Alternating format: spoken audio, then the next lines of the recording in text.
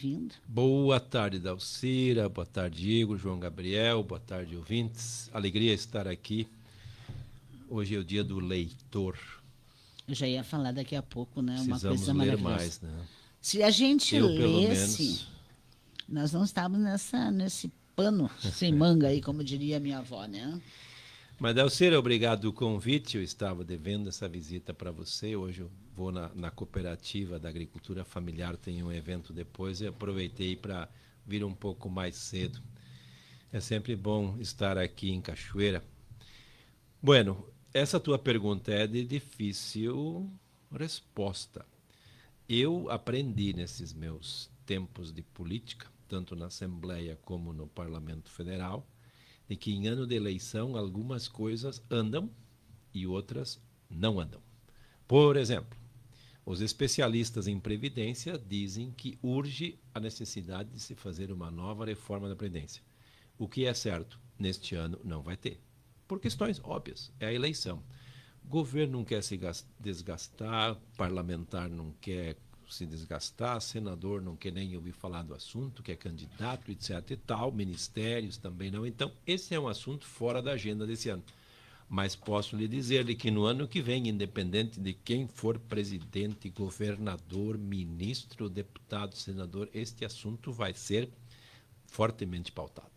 Pode ter certeza disso. E eu vejo toda semana comentários lá, inclusive do ex-presidente do Banco Central, da Alcira, dizendo que o Brasil tem que congelar o salário mínimo 5 anos.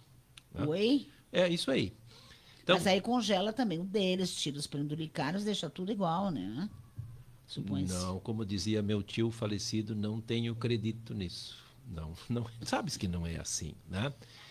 Então, essa temática social acho que vai caminhar por ali. E vem com muita força aquele propósito de que tem que desvincular o salário mínimo Da da Previdência. Previdência. Tem que desvincular. Ou seja, por exemplo, hoje nós temos duas situações. Quem recebe até um salário mínimo, ou quem recebe um salário mínimo, ele tem todo ano a inflação corrigido, acrescido por mais 2,5% do PIB.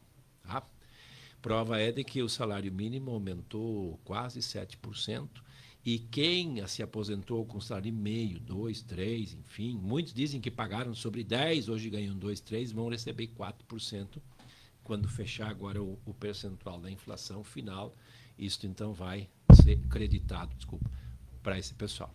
Então, por isso que a gente vê que a cada ano há um distanciamento, porque 4% para o Igor e 7% para a Dalcira, em 10 anos nós estamos falando de 30%, 40%. Tá? Essa é a lógica do processo. E eles falam muito nisso. E aí tem um pouco de tudo. Voltando à sua pergunta de forma mais conclusiva, eu acho que vai ser um ano que vai ser parecido com o 2025, que, na minha opinião, o Congresso Nacional produziu pouco, perdeu uma ótima oportunidade de fazer mais.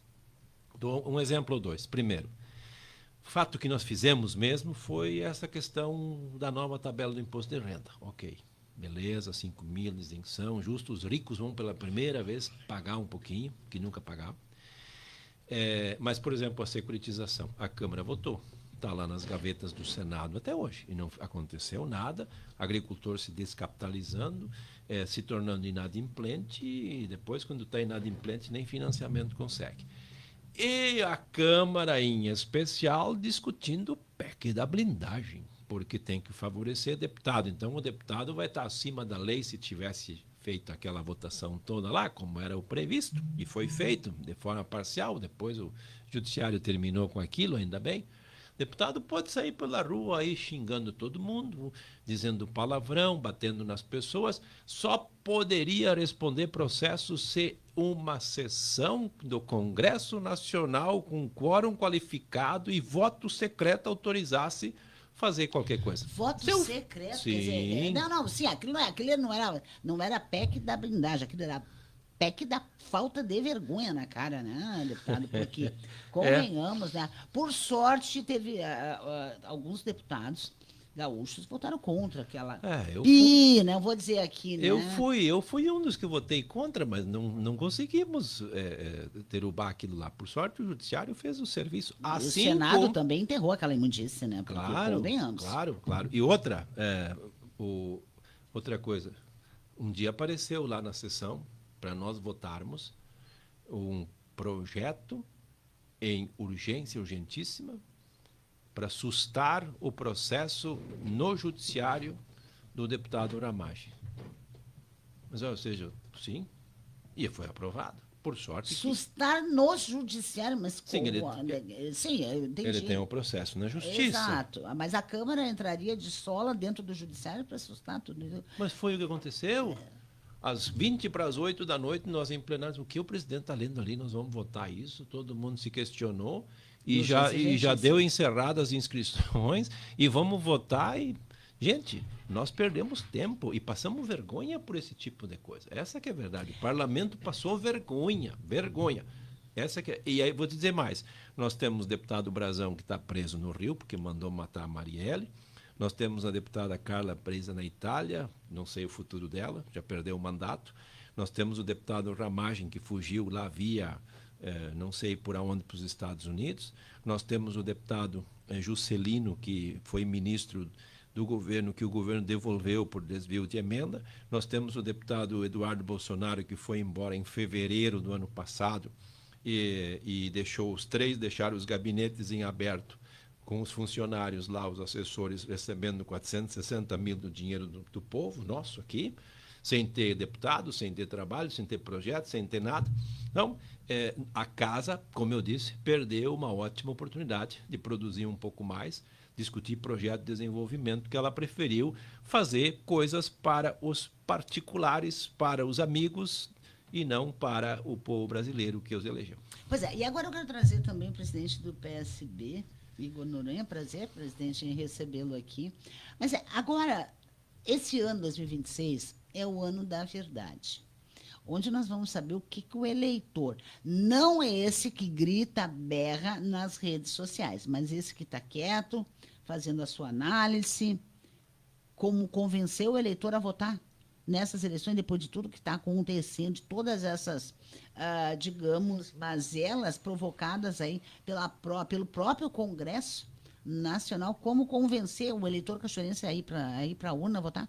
Boa tarde, Zinha. Boa tarde, Dalcira. A satisfação é muito grande estar aqui, principalmente estando junto com o deputado Heitor, deputado esse que fez tanto e vem fazendo tanto por Cachoeira do Sul. Realmente vai ser uma tarefa não muito fácil. A gente vive um momento em que verdades absolutas são fincadas na cabeça das pessoas e a gente que tem um pouco de trajetória, a gente que tem um pouco de estudo, a gente que tem um pouco de vivência, tenta mostrar um outro lado e não consegue.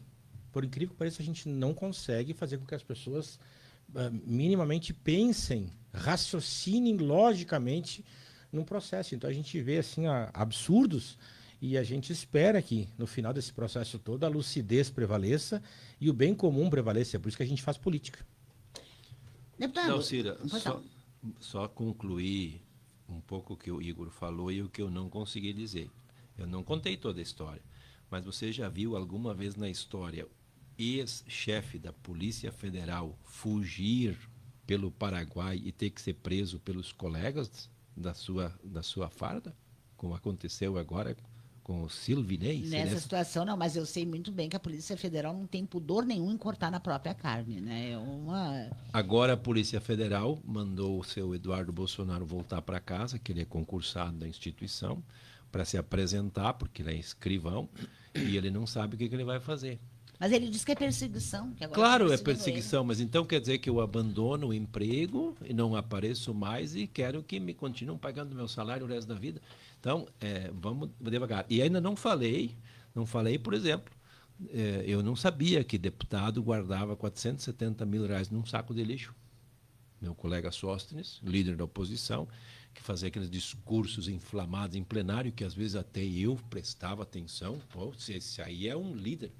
Me parecia o ex-presidente da Câmara, o Eduardo, como é que era o sobrenome desse cara? Cunha, né? Que era um homem inteligentíssimo, mas depois tivemos que caçá-lo. Então, quando o cara fala essas coisas, a gente até se impressiona, mas quando você vai um pouco a fundo, é podridão pura. Quando veio esse assunto à tona da perseguição ao Eduardo Bolsonaro, agora estão perseguindo ele. Não bastava caçar, agora estão perseguindo. Eu digo, olha, eu sou servidor público, não ergas. Elegendo ou não elegendo, desde 2012, das eleições que eu disputei, no outro dia eu tinha que me apresentar no serviço. Claro, você não abandona o emprego. Exato, a licença para concorrer. Concorreu, volta, terminou a eleição, volta. Se para mim, e a pessoa, não, mas é assim mesmo? Claro que é assim. Servidor público, quando você passa para concorrer, é isso. Terminou a eleição, no outro dia, a eleição é domingo, segunda-feira se apresenta para trabalhar. Simples assim. Pois é, né? E hoje tudo é perseguição e tudo é narrativa, tudo é retórica, né? E aí tudo para desviar um problema sério. Agora, o que acontece com o BRICS? O que acontece com a América Latina, na opinião dos senhores? Bom, primeiro, Dalcira, a eleição da Venezuela, pelo menos a última, só o Maduro acreditou que ele ganhou, né? Com Ponto. certeza. Segundo lugar, o que os americanos fizeram lá, eles são capazes de fazer em qualquer parte da América. Eu acho que a próxima vítima vai ser a Colômbia. E isso pode acontecer conosco, que vão inventar de que nós somos narcotraficantes, terroristas, não sei o que, não sei o Mas quê. os brasileiros estão pedindo, pelo amor de Deus, já rezaram Mas, para por pneu, favor. já chamaram os ETs, agora estão pedindo, pelo amor de Deus, que o Trump invada o Brasil. Por sorte, não são muitos, né? Mas isto não tem nenhuma lógica, isso é o fim da linha. Olha quantos anos o Brasil trabalhou para se tornar independente. Nós éramos uma colônia de Portugal, eles vinham aqui, levaram todo o pau-brasil, o ouro e tudo mais, né? E aí agora nós vamos pedir para eles voltar aqui para surrar nós? Não, pelo amor dos nossos filhinhos, vamos pensar nos nossos filhos, nos nossos netos, nas futuras gerações. Então acho que nós temos pessoas na nossa sociedade, Igor, que realmente estão doentes, né? Doentes, temos que acreditar, eu acredito nisso, mas a gente tem que ir pelo caminho do centro, do bom senso, da lógica. Não vamos fazer essas bobagens aí, porque não tem cabimento nenhum. E a questão que eu vejo lá do que os Estados Unidos fez na Venezuela, a crítica está pegando, né? E internamente está já sofrendo um desgaste muito grande, a gente já percebe isso, mas sempre vai ter gente a favor de que tem que ter um poderio, um império, assim como os chineses estão de um lado, os russos estão do outro, os americanos do outro, e parece que a Europa também está ali fragilizada, sem saber exatamente como se mexer. Então, se a gente era contra que a Rússia ocupasse a Ucrânia, fizesse guerra, como é que a gente faz agora com a Venezuela? 2 pesos, 2 medidas? É porque, na verdade, não se pensa, sobre hipótese nenhuma, em apoiar ditadores. Não, a questão não é essa. Claro mas a questão é assumir que um país estrangeiro entrar lá, prender o presidente, mal eleito, diga-se de passagem, né? Levar embora e deixar por conta de ninguém, só querer o petróleo, me parece ser uma coisa meio fora de propósito. Mas é o propósito dos americanos, o petróleo, porque eles precisam muito. Lá você não encontra carro elétrico, nem encontra carro com etanol e coisa assim, é petróleo, é diesel e gasolina. A Venezuela é potencialmente o maior produtor ou a maior reserva, vamos dizer assim. Produtor talvez não seja, mas está lá guardadinho, né? Eles vão ter que... E agora, pode ter certeza, a Venezuela vai ter que dar muito daquele petróleo deles para os americanos não fazer coisa pior que já fizeram. Só não tá ouvindo vocês, dá uma queda de luz. É mesmo. Caiu a rádio. Temporal tá bem feio na rua. Olha só. Deixa eu ver se... Mas eu vi que Mas estamos na internet, não estamos? Estamos na internet? Estamos. Continuamos. Então, só concluindo, essa questão já começa a preocupação. Como é que vai ser a nossa produção de arroz que exportamos para eles? Que não é pouco. Nós vendemos muito arroz para a Venezuela, vendemos alimentos, vendemos animais vivos e vendemos muita máquina. Motores, betoneira, coisa de construção, vai muita máquina de São Paulo para lá. Já está todo mundo correndo atrás do governo. Nós precisamos de uma ajuda, vamos fazer isso, porque, na verdade, quando tem uma situação de incerteza, tudo para. Ninguém investe, ninguém compra, e o cenário é preocupante também sobre esse aspecto econômico para nós. E digo mais, Nós temos no Rio Grande do Sul 28 mil venezuelanos. 28 mil no Rio Grande do Sul. No Brasil são 670 mil. Se desses 28 mil, aqui no Rio Grande do Sul, a metade voltar para a Venezuela, para recomeçar a vida lá, nós vamos ter a grande parte dos nossos frigoríficos sem mão de obra para o abate de aves e suínos. Dou um exemplo prático. Tapejara, ali do lado de Passo Fundo. Eu estive lá no ano passado e o prefeito disse, nós temos 18 mil habitantes, 1.800 venezuelanos. 10%. Ou seja, eles moram na garagem, eles vêm vindo, porque onde é que tem trabalho, eles foram, né? Foram para outros países também. Então, essa é uma realidade que nós, que olhamos um pouco para a sociedade, com aquele sentimento de que cada cidadão merece o básico, nós temos que olhar para isso também, porque isso vai ter reflexo direto na nossa economia. Pois é, porque até agora todo mundo fala, né, Igor, também, você que está também nesse meio acadêmico, nós só falamos, porque tiraram o ditador, porque não sei o quê, os Estados Unidos vão intervir, vão mandar lá na Venezuela e tal. Mas e como é que fica essa economia? Qual é o impacto disso para o Brasil, no caso, como o próprio deputado está falando, arroz, maquinários, né, e mão de obra também? Como fica tudo isso neste cenário? Quer dizer, o Trump conseguiu desalinhar tudo que tinha direito na América Latina. Começou, pelo menos. O Igor pode talvez falar melhor que eu sobre essa questão, mas eu acho que nesse momento não acontece muita coisa, Dalcira. Porque na incerteza, por exemplo, assumiu a vice-presidente. Tá bem, ela assumiu. Ela tem, pelo que eu li, legitimidade perante as Forças Armadas, perante o judiciário venezuelano e tal. Bom, mas isso é intramuros e para fora. Como é que vai ser? Eu não sei se nessa hora os venezuelanos estão pensando em sair de lá ou se estão pensando em voltar para lá. Mas você tem toda a razão. O que os americanos fizeram, e aí vamos combinar, teve conivência do alto comando do exército venezuelano, senão não teria acontecido isso. Inclusive, hoje, a presidente em exercício mandou demitir e prender, não sei qual é o termo certo, o comandante que desligou, inclusive, o sistema eletrônico deles lá, detectando helicópteros. É o comandante das Forças de Segurança. É isso aí. Então, vai ter outros capítulos por aí. Então, talvez nos próximos 30, 60 dias não aconteça muita coisa, mas que vai ter reflexos para nós aqui, que somos vizinhos próximos, e os demais países do Mercosul, pode ter certeza. Há especialistas, senhores, já dizendo que os Estados Unidos poderão intervir, inclusive nas eleições de 2026, no Brasil. Os senhores acreditam nisso? Presidente? Não acredito. Não acredito nisso. Eu não acredito. Voltando à questão da Venezuela, eu acho que é só a questão do petróleo. A partir do momento que os Estados Unidos suprirem a sua necessidade tomando conta do petróleo, que é o que interessa a eles, só, o resto, né, o comércio com os outros países, vai sendo tudo feito de forma, fica como está, o que nos interessa é só o petróleo, tanto é que já foi dito que as empresas americanas é que vão ter que explorar o petróleo, o americano vai ter que pagar para que as empresas possam explorar esse petróleo. Então, o único interesse é a questão do petróleo. Com todo respeito, Igor, eu acho que a interferência americana na eleição brasileira já começou. Não tenha dúvida de que o Trump vai dizer, o Marco Rubio vai falar, não sei mais quem. O advogado, agora se deu o trabalho do advogado do Trump, resolve atacar o Brasil também. Né? Pois é. A gente nem sabe tudo o que está acontecendo por ali, mas, por exemplo, o Trump não disse que a solução da Argentina era o Milei? Foi. Ele já fez manifestações de outros países, ele disse que ia... Qual é a palavra certa que ele usou na eleição daquele estado, acho que de Nova York, que ganhou lá um rapaz de esquerda, agora a eleição para prefeito de Nova York, prefeito. Muçulmano.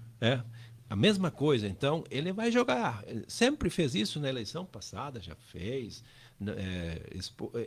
Os americanos lá mas os republicanos são assim muito ferrenhos, se metem em eleição em tudo que é parte do mundo, fazem propaganda. Eu acho que vai ter um alinhamento muito forte com os candidatos de direita no Brasil, ou melhor, da extrema direita no Brasil, que vão disputar a Mas eleição do ano que vem. esse interesse sempre teve, né, deputado? Lógico, Sempre teve. lógico. Né? Sempre teve, ou quando não consegue eleger os candidatos deles democraticamente, eles conspiram o golpe, eles tomam conta da Petrobras, eles destroem a indústria nacional. Isso é o modus operandi dos Estados Unidos. Os Estados Unidos querem também Fizeram a Groenlândia. A Groenlândia. E no passado já pegaram o Novo México, pegaram exatamente. o Texas, que não era americano, território americano. Hoje é, porque eles anexaram. E aí falam que tem que fazer alguma coisa no México, que tem que fazer alguma coisa no Canadá. Então, ele precisa do argumento. E os próximos 3 anos de mandato do Trump vai ser isso. E eu acho que ele vai ainda forçar para mudar a legislação para ele poder concorrer de novo, que pela lei americana não pode, mas para ele a lei e nada é a mesma coisa. Pois é, porque agora eu leio ali, né, que o próprio Trump diz que não tem medo de tensões com a Rússia. Estamos aí na iminência, porque muita gente fala, olha, se abriu a caixa de Pandora, de repente estamos aí numa questão muito séria, de uma tensão mundial, que pode levar grandes potências. Porque hoje, se houver uma briga entre Estados Unidos, China e Rússia, onde para o resto do mundo? Não sei se para, Dalcira. Não sei se para. Onde vamos parar, né? É muito complicado toda essa questão geopolítica. Eu tenho dificuldades de compreender tudo isso. Tenho lido, tenho estudado, mas é complicado. Aí eu vejo assim, alguém diz, vai ter 4 grandes potências no mundo. Os americanos do lado de cá, a Rússia na outra ponta, adentrando pela Europa, a China já pronta para pegar Taiwan, e tem a Índia do outro lado que estaria, assim, digamos, adormecida nessa questão. Só que daqui a 50 anos, na minha avaliação, pelo que eu tenho visto, quem vai influenciar muito o mundo vai ser o indiano. A maior população do mundo já está lá. Já é a 4ª economia do mundo. Tecnologicamente eles estão muito à frente. E aí eu me lembro de uma frase do Dr. Geraldo Alckmin, numa palestra que ele fez, o futuro do mundo está na Ásia. Porque lá tem muito povo para trabalhar, muito povo para consumir, muito povo para comprar coisas. Então, nós temos que nos direcionar com a nossa indústria, tecnologia, etc. e tal, muito para esse lado. E eu acho que o Brasil, a própria América do Sul, nós estamos dando pouco valor para a Índia. Nós ficamos sempre muito concentrados nas Coreias, mais na Coreia do Sul, no Vietnã, na China, naquele povo da Ásia ali, e a Índia, que é ali do ladinho, que tem, por exemplo, falar em medicamento, quem manda nisso hoje são eles. Quem é que produziu a matéria-prima para fazer a vacina da Covid? Indiano. A gente só olhava avião descendo no aeroporto com princípio ativo vindo da Índia, né? Então, acho que nós temos que redesenhar um pouco e olhar um pouco diferente para esse polo daquele continente que tem muita gente, que tem muitas oportunidades. Eu sigo o Paulo Gala, um economista, e ele Conheço. fala exatamente isso que o senhor acabou de falar. Enquanto o Oriente, leia-se, Coreia, Índia, China, resolveu não seguir a receita dos Estados Unidos, que é Estado mínimo, privatização, aquela coisa nada toda, que muita gente estufa o peito em dizer que isso é gestão pública, eles fizeram exatamente o contrário. Fortalecer o Estado, fortalecer a sua indústria, trabalharam para os seus, aquecer o mercado interno e hoje são o que são. Tá certo. Rapidamente, deputado, o senhor é candidato à reeleição? Pré-candidato à reeleição. Sim, pré-candidato. Perfeito. Né? Hoje se fala em pré. Presidente, o senhor é candidato, é pré-candidato à eleição a deputado? Pré-candidato. O nome está à disposição do partido se entenderem que a nossa candidatura agrega num projeto maior do partido em nível estadual. Alguma novidade para Cachoeira em termos de recursos, deputado? A novidade é de que nós conseguimos votar o orçamento de 2026 ainda no ano passado, ou seja, o governo já tem orçamento, e agora em fevereiro nós vamos designar as emendas para os hospitais, os municípios, enfim, para todo mundo. Tem muito pedido lá e certamente Cachoeira vai ser contemplada, os municípios da região, dentro das prioridades que, inclusive, nós recebemos as demandas das lideranças locais. Agradeço a sua presença, muito obrigada. Um grande abraço. Satisfação Feliz em revê-la. 2026. Muito obrigada. Saúde. Presidente do PSB, Igor Noronha, também, prazer em recebê-lo. Satisfação né? muito grande sempre voltar aqui.